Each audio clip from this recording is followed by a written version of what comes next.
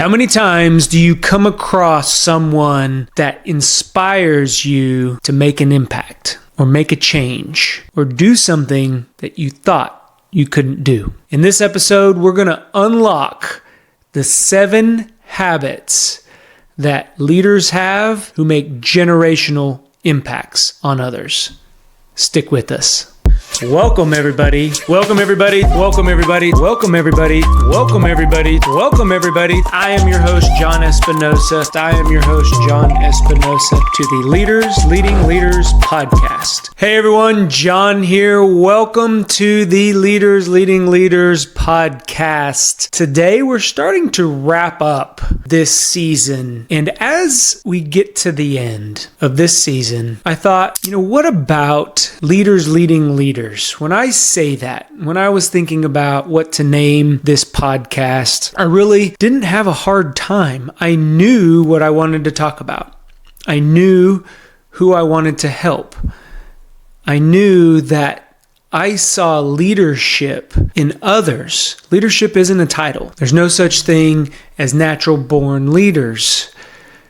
So what is it? What makes a leader that others want to follow? And I got to thinking, what better way to wrap up this season than talking about habits that leaders have who inspire generational impact. And I'm talking about you following somebody no matter how hard the challenge is going to be, no matter how hard the fight is, whether you're going up, whether you're going down, you can't see the end. What makes you follow that person? What makes you get behind them, support them, root them on, and in the end, help others get to where they are going? That is the person. As I was thinking about this episode today, I went through and I identified the top 5 most influential people in my life, the leaders in my life. And I really didn't put a time limit on it. The first one that popped in my head, I wrote them down. And I started writing down characteristics about each one, what attracted me to that person. And these were very inspirational. They were people that I would follow to the end of this earth. And I began to write down, and I got to thinking, I was like, you know what? I see a pattern here. So I looked at the characteristics and I began to organize them in buckets. And I came up with 7 key habits of inspirational people, leaders that have made a huge impact on my life and have led people into situations that weren't always the best. But people followed them because they trusted them and they respected their leadership ability. So we're going to get into this list. Before we do, I want to welcome all those new listeners. Thank you for joining us. Thank you for spending the time to check in, listen, become a better version of yourself. That's what it's all about in the Go Be Great community. We keep it simple and we invest in ourselves so that way we can go pour into others and get them where they're going. Let's get into this list. The first one, reflection. The people that I've been around that have the habit of reflecting back, I tell you, they are one of those individuals that can take a look at where they've been, take a look at where the organization's been, take a look at where the team's been, whatever that looks like for you in your specific role, and then redirect or just tweak that vision to where it's big enough for others to join in with you. I was just listening to a podcast, Tony Robbins, and he talks about that moonshot. Is our vision big enough as a moonshot? Can others fold in and follow us? Can we create that vision through reflection of where we need to go? And as we get towards the end of the year, there's a lot of reflection going on. There's a lot of people out there figuring out, all right, what worked in 2024? What can we do better in 2025? Do we need to alter our vision? Do we need to just tweak it just a little bit going into the new year? Even individually, where have you been? What has worked? and where do you want to go? That's what reflection is all about. And it's a habit that I have noticed in a lot of the leaders that I have been around, a lot of the influential people that I've had the privilege to get to know. So that's one, reflection. 2, trust. Trust building is the habit. Influential people constantly are looking for opportunities to build trust. They have that coaching mindset. So what that looked like for me as I was identifying the people or thinking about those that were influential in my life is saying what they're going to do and doing what they're going to say. As simple as that. That built trust with me in them to say, guess what? If you can do it, I know I can. And when the times got tough and they had to make tough decisions, I trusted that they had my best interest, the organization's best interest, the team's best interest, your family's best interest at heart. So trust building. Number 2 on my list. Number 3, modeling values. So this goes back to core beliefs, core values that we have. Trust can be one of them that we just talked about at number 2. Accountability is a great value. Hold me accountable. Leaders who ask others to hold them accountable, they model that value. If I'm going to go ask somebody, hey, I want you to hold me accountable, this is what I promise that we're going to do. How cool is that? I mean, again, wouldn't you follow that person anywhere they went? Because you know that they have your back and that you're going to have theirs. It's modeling those values. Whenever times get tough, they're the first ones who are going to put in the extra work. Their work ethic. Again, modeling that value. The day that I realized I work for my team, they don't work for me, is the day that I unlocked a lot of leadership potential and influence. And it was directly related to modeling values. Some of the best leaders do this. So that's number 3. Number 4, and this one was pretty much all of the leaders, is that long-term thinking. So again, this goes back to when we make decisions, great leaders have the habit of thinking, okay, how is that going to impact down the road? What's the long-term impact to the decision that I'm making? We've seen a lot of turnover recently in key leadership positions within organizations. So when leaders make a decision, sometimes that decision lasts their tenure within the organization. And leaders who inspire impact make decisions based on the long-term effects that decision will make. That's what long-term thinking looks like. What long-term thinking feels like is having a strategic mindset. Being able to separate the tactical from the strategic. So we got to get in the weeds. We got to understand the day-to-day. However, we got to make that switch to a strategic mindset. So again, what's the long-term impact of this tactical decision?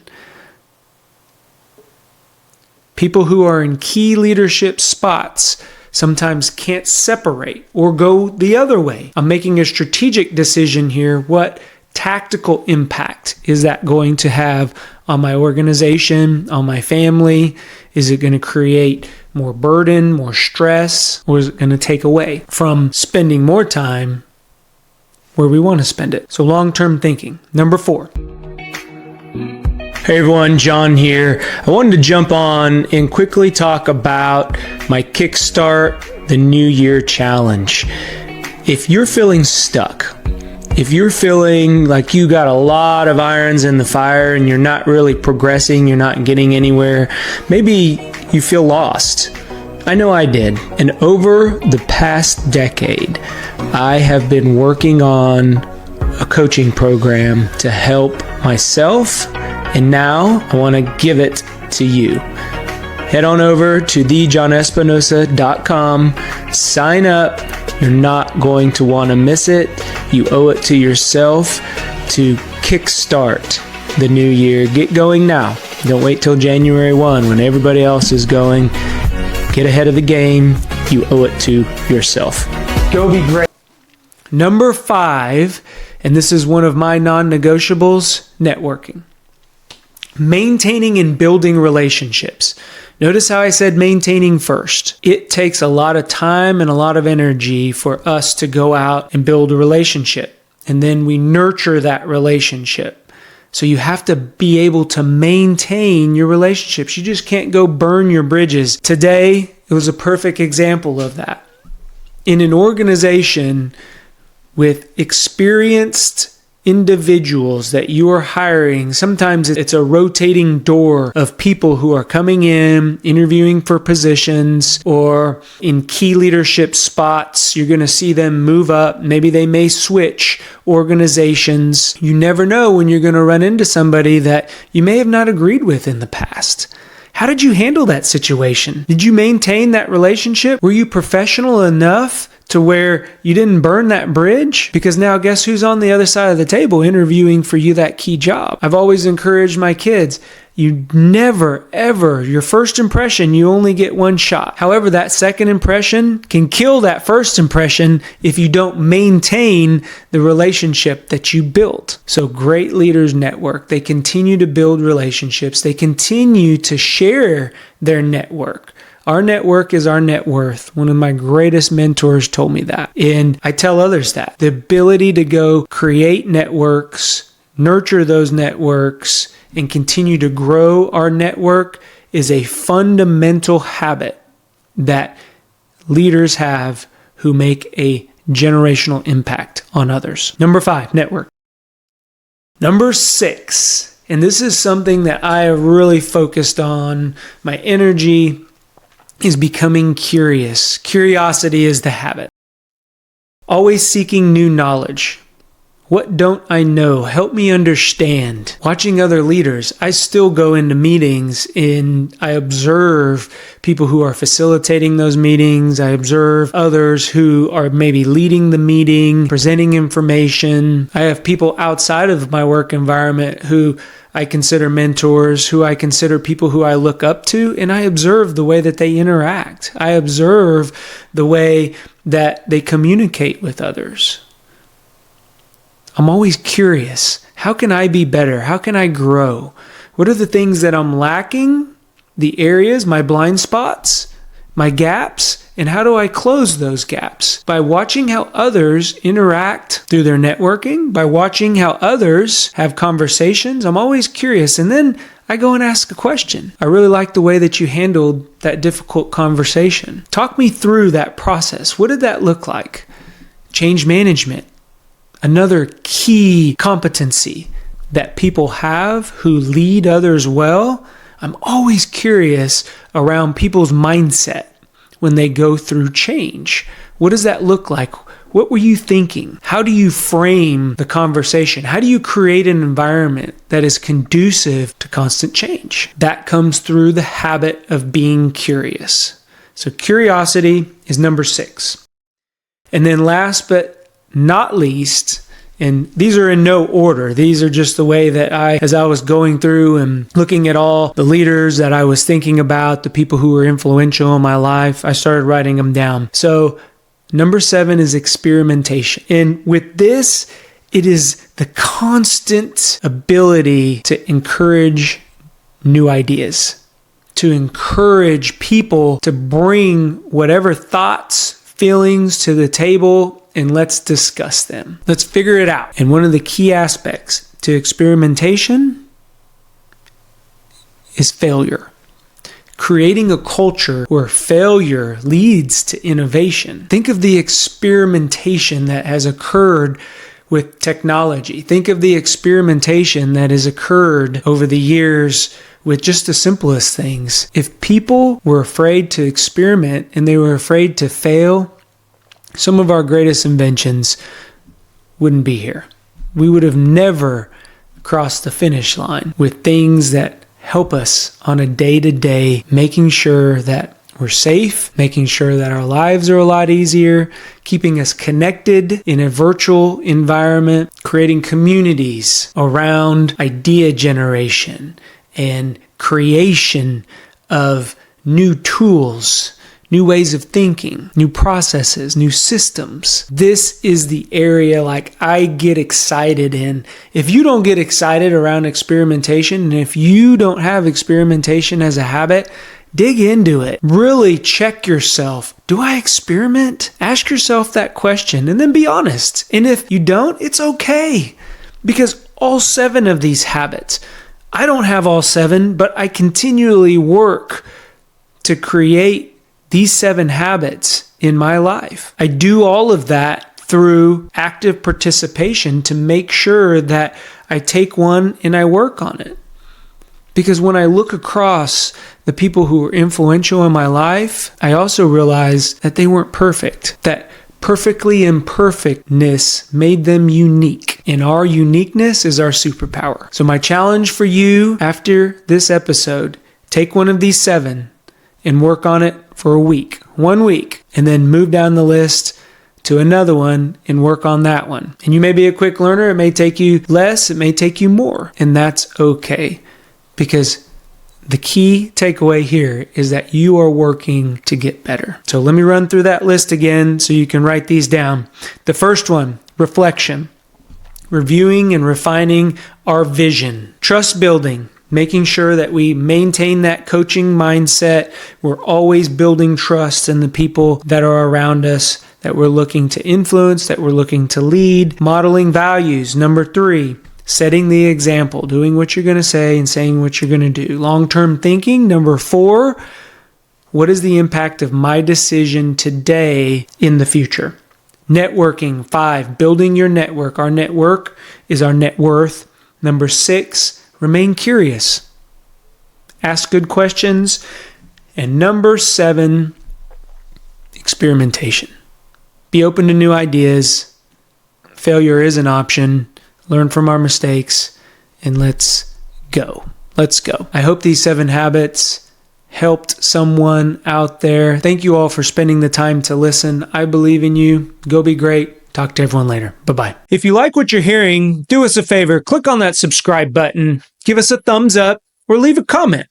That lets us know that what we are putting out benefits you. If you want additional information or resources or learn how to work with me, head on over to thejohnespinosa.com, because when we become better versions of ourselves, it helps us get others to where they're going. Go be great.